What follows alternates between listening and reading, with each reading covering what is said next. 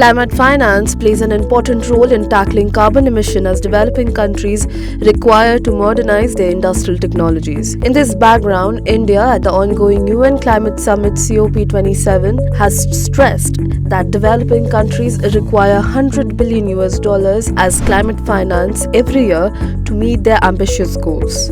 Importantly, developed countries had committed to jointly mobilize $100 billion per year by 2020 at COP15 in Copenhagen in 2009 to help developing countries to fight climate change. According to a Times of India report, the Standing Committee on Finance estimated that $6 trillion to $11 trillion are required till 2030 to meet the targets set by developing countries.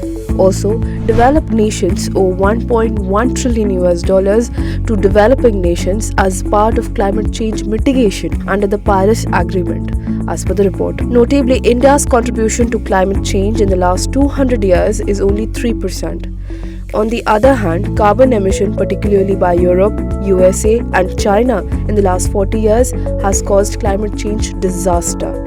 According to reports, in 2022, China is expected to be responsible for 32% of world's fossil fuel carbon dioxide emissions, followed by the United States with 14%. Meanwhile, Prime Minister Narendra Modi and UN Secretary General Antonio Guterres in October 2022 launched Mission Life, an important global plan of action aimed at saving the planet from disastrous consequences of climate change. This was praised by many world leaders, including French President Emmanuel Macron and then United Kingdom Prime Minister Liz Truss. Importantly, India is continuously focusing on tackling climate change and has set a target of 175 gigawatts of renewable energy by 2022 and 450 gigawatts by 2030. Also, India Railways, which carries almost 8 billion passengers every year, has set a target of net zero emission by 2030. Plus, India has promised to cut its emissions to net zero by 2070.